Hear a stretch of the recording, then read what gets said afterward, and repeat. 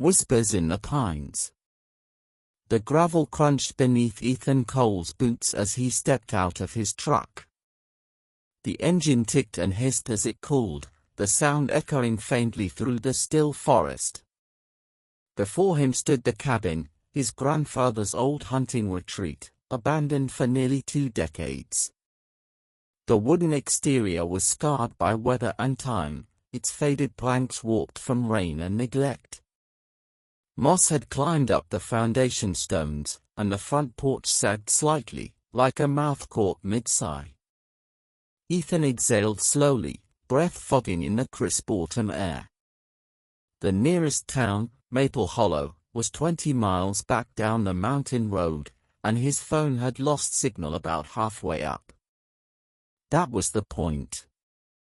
He had come here to disappear, to get away from the noise, the guilt, the sleepless nights. He'd inherited the place 2 weeks ago, a surprise buried in a lawyer's envelope. His grandfather, a man he barely remembered, had left him the cabin, and all that lies within. Ethan didn't know what that meant.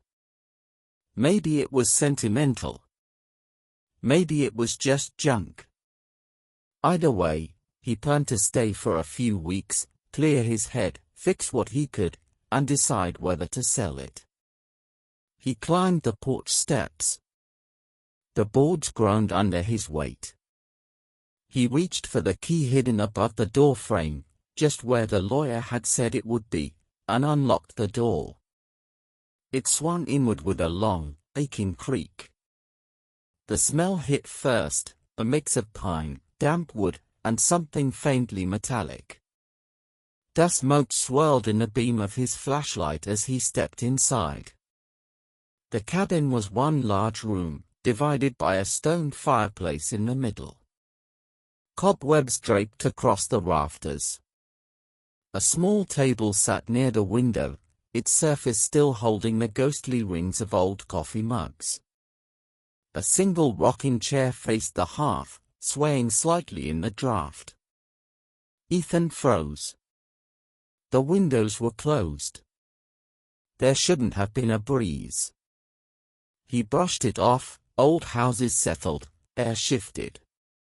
He set down his duffel, unloaded a few supplies, and struck a match to light the lantern. The yellow glow spread through the room, revealing shelves of hunting gear, dusty jars, and a stack of yellowed newspapers.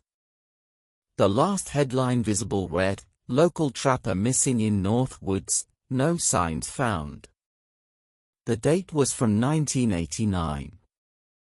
As he explored, he found a door at the back he hadn't noticed before, thin, almost camouflaged by the wood paneling. It was locked, but the lock was rusted, fragile. He made a mental note to pry it open later. For now, he wanted warmth. He started a fire, the crackling sound filling the cabin. The flames flickered, casting shadows that danced across the walls like figures. He sat in the rocking chair and felt exhaustion creep in. The forest outside was alive with sound, crickets, the wind in the trees, an owl calling somewhere distant. But beneath it all, there was something else. A low hum. A faint vibration, like the forest itself was breathing.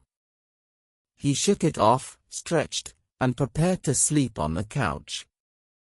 Just before he drifted off, he heard it, a slow creak. The sound of footsteps, coming from the back of the cabin. Ethan opened his eyes, heart pounding. The fire had burned low, casting deep shadows.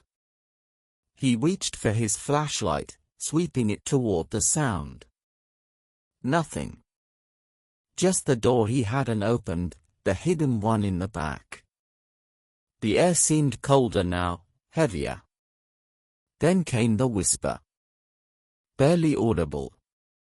A voice, dry and distant. Ethan. He froze. His heart hammered in his chest. "Who's there?" he said aloud, his voice trembling. Silence. Then, from somewhere behind that locked door, came 3 slow, deliberate knocks. Ethan stood motionless, every muscle locked in place. The 3 knocks had been real, solid, measured, and close. He pointed his flashlight at the back of the cabin, its trembling beam illuminating the faint outline of that narrow door.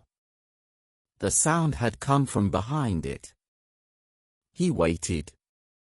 The only response was the fire's faint crackle and the rhythmic thudding of his own heartbeat. Probably an animal, he whispered to himself. A raccoon, or the wood settling. But the words felt hollow. He forced himself up, each step toward the door slower than the last.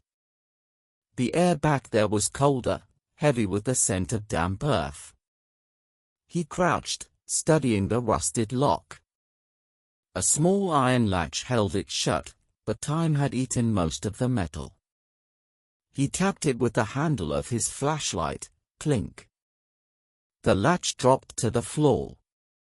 Ethan hesitated, hand on the doorknob. Then he turned it. The door opened with a groan that seemed too loud for the stillness of the cabin. Beyond it was a set of narrow stairs, descending into blackness. The smell of soil and something faintly rotten drifted up. Just a root cellar, he muttered. He grabbed the lantern, its light trembling, and stepped down. The wood creaked under his boots. The cellar walls were rough stone, slick with moisture. Old shelves lined one side, holding dusty jars, pickled vegetables, maybe. But when he brushed one off, the contents inside weren't vegetables. They were unrecognizable lumps floating in dark liquid, cloudy with decay. He set the jar down quickly. Then he saw something else, a large wooden chest at the far end of the cellar, half buried under an old tarp. He knelt beside it, pulling the tarp away. The lock on the chest was broken. Inside were books. Journals, bound in cracked leather, pages yellowed with age. He lifted one out, brushing dust off the cover. Scrawled on the front in faded ink was his grandfather's name, William Cole. He opened it. The first entry was dated 1964. The forest doesn't sleep anymore. The whispering keeps me up. I thought it was wind through the pines, but it's not. It speaks names. Mine. Hers. I think it knows we're here. Ethan flipped the page. She's gone. I found the trail again, down by the hollow creek. I followed the prints until they ended. The snow was red. I can still hear her crying. The rest of the entry was smeared, the ink warped by water. He felt his stomach tighten. His grandfather had mentioned someone. Who was she? He flipped to the back of the book, but the final pages were missing, ripped clean out. A sudden thump echoed above him, from the cabin floor. Ethan froze, lantern flickering. Another thump. This time closer to the door. He swallowed hard, grabbed the journal, and climbed the stairs. The door at the top was still open, swinging slightly. The cabin looked empty, until he saw the rocking chair. It was moving. Back and forth. Slowly. He had been gone less than 10 minutes. He scanned the room. No footprints. No sign of anyone else. The fire had burned down to glowing embers, painting the walls in faint orange light. He backed toward his duffel, grabbed his knife, and waited. Minutes passed. The forest outside went quiet, unnaturally so. The crickets had stopped, the wind gone still. Only the faint creak of the rocking chair filled the silence. Ethan forced himself forward and stopped it with a trembling hand. The moment it stilled, a whisper brushed his ear again. "Leave, before it wakes." He spun around, nothing there. Just shadows. And then, from the darkness behind the cabin, came a long, low moan, like wind dragging through hollow wood, but lead, almost human. He dropped the lantern. The light shattered, plunging the room into darkness. Above him, somewhere in the rafters, something moved. The darkness swallowed Ethan whole. He stood frozen, straining to hear beyond his own heartbeat. The moan had stopped, but the sound above him hadn't. Something scraped along the beams overhead, slow and deliberate, like nails dragging across old wood. He forced himself to move, crouching to grab his flashlight from where it had rolled near the hearth. He flicked it on. The beam cut through the dark, trembling as he aimed it toward the ceiling. The rafters loomed above him, thick with cobwebs and dust. Nothing moved. Then, just for an instant, he saw it. A shadow. Crouched between two beams. Its outline human, but wrong. The head tilted too far. The limbs bent backward, insect-like. And the eyes, two faint pinpricks of reflected light, watched him from above. Ethan stumbled back, flashlight shaking. "Who's there?" he shouted. The thing didn't move. It only stared. Then, with a noise like tearing fabric, it scurried backward into the darkness of the roof. He heard it move across the boards, then silence. Ethan's throat was dry. His instincts screamed run, but something in him refused to leave, not yet. Not until he understood. He found his duffel, yanked out a spare lantern, and relit it. The warm glow steadied him a little. The journal was still on the table where he'd dropped it. He flipped it open again, searching for clues. About halfway through, a loose photograph slipped out, black and white, edges curled with age. It showed his grandfather standing by the cabin, arm around a woman. They were smiling. But behind them, in the tree line, barely visible, was a dark shape. Tall. Thin. Watching. The next journal entry read, "She said the woods hum at night, that they are alive. She heard something calling her name from the creek. I should have never let her go. I followed the sound, but the trees, they moved. I swear they moved. When I found her, she wasn't the same." A chill crawled up Ethan's spine. He looked back at the photo. The woman's smile didn't reach her eyes. Outside, the wind picked up, sharp, howling. The cabin's walls groaned. The rocking chair began to sway again on its own, slow and rhythmic. He turned to the window, and for the briefest second, lightning flashed, illuminating the forest beyond. Someone was standing at the edge of the trees. Ethan's breath hitched. He pressed his face closer to the glass. The figure was tall and motionless, shoulders hunched, face obscured by shadow. Another flash, and it was gone. Thunder rolled across the mountains. He locked the door, shoved a chair beneath the handle, and sat by the fire, clutching the knife and journal. His eyes darted toward the ceiling every few seconds. Nothing moved. Hours passed. The storm grew louder. Eventually, exhaustion took over, and his head dropped against the couch. He didn't mean to fall asleep. When he woke, it was still dark, but the air was different. Thick. Breathless. The fire was out, and the room smelled faintly of smoke and something else, wet soil. Then he heard it. A faint, steady dripping sound coming from the far side of the cabin. He rose slowly, gripping the knife. The sound led him toward the back door, the one that led outside. Water? Rain leaking in? But when he shined his flashlight down, his blood ran cold. A trail of muddy footprints led from the door toward him. Bare footprints. Human. And wet.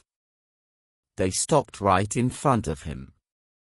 And on the table beside him, in the flicker of dying embers, was a single new object, another journal, smaller, cleaner, the leather still soft. It hadn't been there before. His name was carved into the cover. Ethan Cole. His hands trembled as he opened it. Inside was one line written in black ink. You shouldn't have come back. Then, behind him, the floorboards creaked. He turned. The rocking chair was moving again. But this time, it wasn't empty. Ethan's breath caught in his throat. The lantern's flickering light swayed across the cabin walls, stretching shadows into monstrous shapes. The rocking chair creaked. Back and forth. Back and forth. Someone, or something, sat in it. The figure was still at first, half hidden by the dim orange glow. Its head tilted downward as if studying its hands. A soaked blanket clung to its shoulders, dripping onto the floorboards. Ethan gripped his knife tighter. Who are you? His voice cracked in the silence. No reply. He took a step closer. The air grew colder. He could hear faint, uneven breathing, wet, ragged, like air forcing itself through waterlogged lungs. Another step. The figure lifted its head. Pale skin. Hollow eyes that glistened with a milky film. Hair matted and dark, hanging in clumps. A mouth that didn't quite close right. Ethan stumbled backward, the lantern shaking in his grip. He knew that face, he had seen it in the photograph from the journal. The woman beside his grandfather. Grandma? The name slipped out before he could stop it. The woman's mouth twitched, stretching into a grotesque grin that split her cheeks. A sound escaped, something between a gasp and a laugh. Then her head snapped to the side, unnaturally fast. The bones in her neck cracked like dry branches. You came back, she whispered. Her voice was wrong, layered, as if more than one person was speaking at once. Ethan staggered toward the door, but before he reached it, the fire roared back to life on its own, flames leaping violently. The smell of burning pine filled the air. He turned, and she was gone. The chair rocked empty once again. But the footprints returned, wet, muddy, circling him. He bolted for the back door, yanking it open. Cold rain slammed against his face. He ran outside into the night, the forest swallowing him whole. Lightning flashed again, revealing the outlines of the pines, thick, endless. He ran until his lungs burned, then stopped. The whispering began. Not the wind. Not his imagination. Actual words, soft, carried from all directions. Don't look, don't look. He spun in a circle, trying to find the source. The forest floor was slick with mud. Then he saw it, the faint orange glow of the cabin behind him, still burning. But there was movement inside. Shadows pacing by the window. Dozens of them. He turned away and nearly tripped over something half buried in the ground. A marker. Rough wood, carved crudely with a name. William Cole. His grandfather's grave. Rain poured harder now, washing dirt from around the marker. Beneath it, something pale jutted from the soil. Bone. Human. Ethan's stomach churned. He stumbled back, nearly falling, when a hand burst through the earth, rotted, fingers grasping, nails black. It clawed at the air, reaching for him. He screamed and fell backward, scrambling away. The whispering grew louder, dozens of voices overlapping, chanting his name. Ethan. Ethan. Ethan. He ran, crashing through the trees, branches tearing at his clothes. He didn't stop until he reached a clearing, the same creek from his grandfather's journal. The water glowed faintly, reflecting the lightning above. When he leaned closer, he saw something floating just beneath the surface. A face. His own. He stumbled back, gasping. The reflection twisted, smiling back at him. Then the water rippled, and a voice rose from the creek, calm and deep. "You carry his debt." Ethan turned and fled back toward the cabin, the forest itself seeming to shift around him. Trees bent in unnatural directions. Paths vanished where they shouldn't. The whispering now sounded like laughter. When he finally broke through the clearing again, the cabin's light was gone. Only smoke rose from the chimney. The door stood open. He hesitated, soaked and trembling. But something drew him in, a pull he couldn't resist. Inside, everything was still. The chair had stopped rocking. The journals lay scattered on the floor. He bent to pick one up and saw new writing scrawled across the page, the ink still wet. "The woods want another." A single tear of ink trailed down the paper. Behind him, the cellar door creaked open. From below came a sound, wet footsteps climbing the stairs. Ethan froze at the top of the cellar stairs.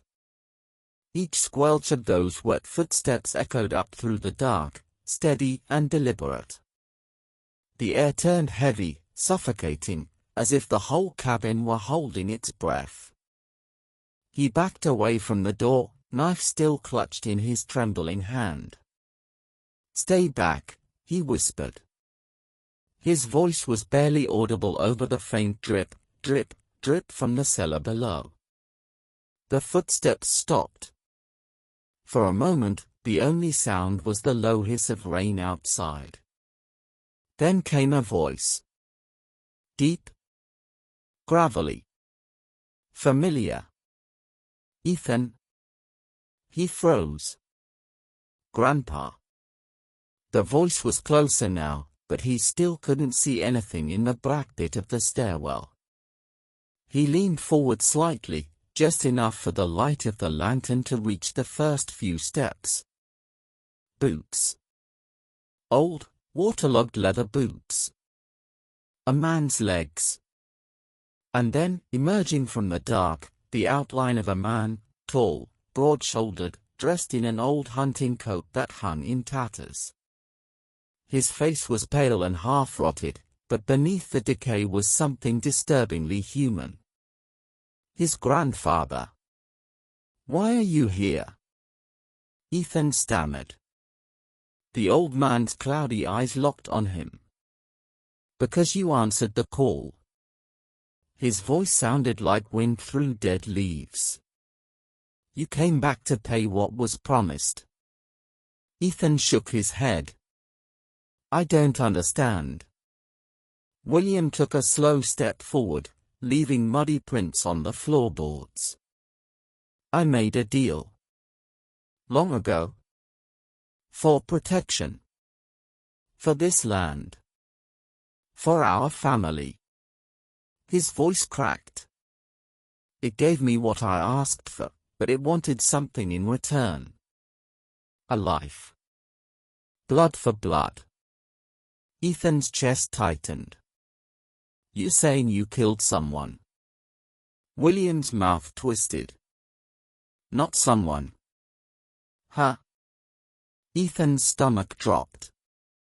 Grandma. She wouldn't stop hearing them, William whispered. The whispers in the pines. She said they were calling for me. So I gave them what they wanted. I buried her out back, and they left me alone. For a while. The lantern flickered violently, the flame bending as though pushed by an unseen breath. Shadows rippled across the walls, shapes that weren't human, writhing and stretching like long, twisted limbs. But you came, William said, stepping closer. You broke the silence. You woke them again. The journal on the floor flipped open on its own, pages fluttering until it stopped at a single sentence written in fresh ink. The bloodline must be sealed. Ethan's hands began to shake uncontrollably. I didn't ask for this. William's face contorted. His skin split down the middle of his cheek, revealing teeth beneath it. Neither did I. Lightning flashed outside, white light flooding through the window, and for a heartbeat, Ethan saw them. Dozens of figures standing in the rain beyond the tree line. Every one of them still. Watching. Their eyes reflected silver in the stormlight. The whispering started again, louder now, echoing through the cabin. Voices overlapping, words dissolving into static. Ethan clutched his head, stumbling backward as the sound grew unbearable. When he looked up again, his grandfather was gone. The cellar door now hung wide open, wind howling up from below. He crept toward it, lantern trembling in his hand. What do you want from me? He shouted into the dark. From below, the whispering stopped. Then one voice, clear, sharp, and cold, answered. Finish what he started. The floorboards beneath his feet began to groan, cracking as if something massive was shifting below. A wave of rot spread out from the cellar, mold creeping over the wood, nails hissing as they corroded. Ethan turned to run, but the door slammed shut on its own, the windows shuttering one by one. He was trapped. The lantern burst, plunging the room into darkness. From the cellar came a rising howl, deep, ancient, not quite human. The cabin shuddered as though it were breathing, every board moaning. Ethan pressed himself against the wall, knife raised. Then, suddenly, silence. He took a step forward. Another. And from the shadows at the top of the stairs, a hand, wet, clawed, and impossibly long, gripped the edge of the doorframe. The creature pulled itself up slowly. Its form was twisted, flesh rippling as though something moved beneath it. Faces, familiar faces, seemed to press against its skin from the inside. His grandfather's. His grandmother's. His own. Your turn, it rasped. Ethan screamed and swung the knife, slicing through the air. The blade met something soft, and a thick black fluid sprayed across the wall. The creature shrieked, retreating back into the dark. The cabin shook violently. The floor split open, revealing the earth beneath, a pulsing, breathing mass of roots and bone. Ethan didn't think. He ran. Through the door, into the rain, across the clearing. He didn't look back. Not until he reached the truck. When he turned, the cabin was gone. Nothing but trees and mist. He climbed into the truck, hands shaking so badly he could barely start it. Finally, the engine roared to life. He hit the gas and tore down the mountain road. But even as he drove, he heard it, softly, through the static of the radio that wasn't turned on. A whisper. Blood for blood, Ethan. He looked into the rearview mirror. And in the back seat, something wet and pale was smiling at him. Ethan didn't scream this time. He couldn't. His throat locked tight, his heart hammering so violently that the world seemed to pulse with each beat. The thing in the back seat smiled wider. Water dripped from its mouth, soaking into the fabric. It whispered, his own voice. Blood for blood.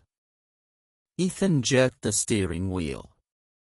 The truck swerved, tires screeching on wet gravel. He slammed the brakes, sending the vehicle skidding sideways until it crashed into a pine tree. Airbag. Impact. Silence. When the dust settled, the seat was empty. The forest was quiet again, eerily so. Only the hiss of rain against the windshield. Ethan crawled out, dizzy, clutching the knife. The air was thick with fog, the kind that swallowed sound. He stumbled into the woods, away from the ruined truck, not knowing where he was going, only that something behind him was following. Every few steps, he heard the snap of a twig. The soft rustle of movement. But when he turned, nothing. He ran. Branches whipped his face. Mud sucked at his boots. Then, through the mist, a light appeared, a warm, golden glow. The cabin. But it couldn't be. It had vanished.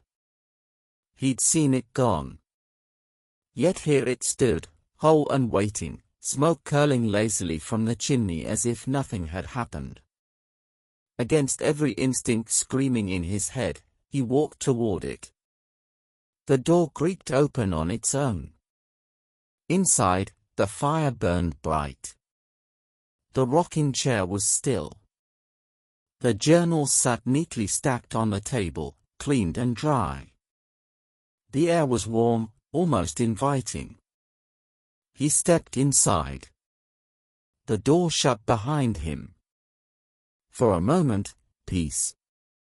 Then he saw it, his grandfather sitting by the fire, perfectly alive. The same steady eyes, the same tired smile. You made it, son. Ethan blinked, heart pounding. This isn't real. William chuckled softly. You're safe now. You were dreaming, boy.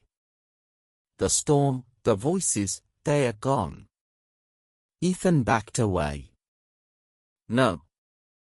I saw you. You were dead. His grandfather's expression softened. You've been sick. You came up here years ago after the accident. You've been in and out of fever dreams ever since. He gestured to the couch. Sit. Rest. It's time to wake up. Ethan hesitated, then, slowly, Saturday. The warmth of the fire felt real. His head ached. Maybe it had all been some twisted hallucination.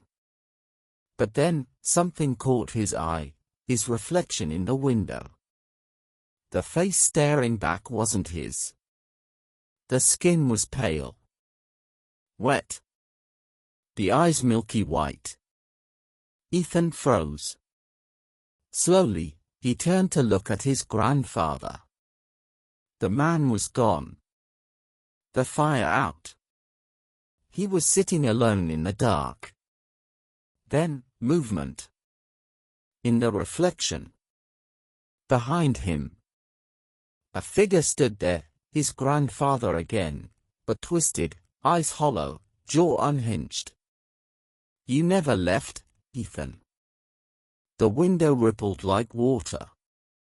His reflection smiled back. "You became the debt."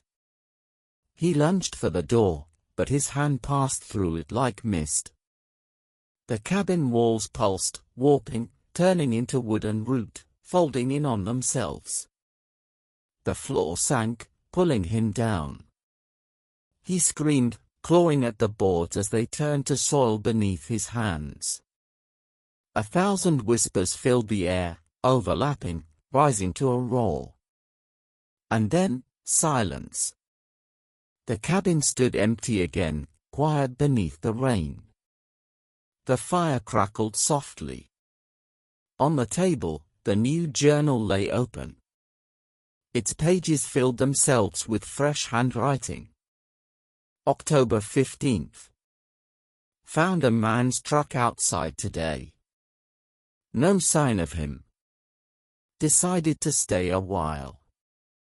Place feels peaceful. Might fix it up. The signature at the bottom read, Ethan Cole. Outside, the forest exhaled, a slow, satisfied breath. And deep within the pines, the whispering began again. The end.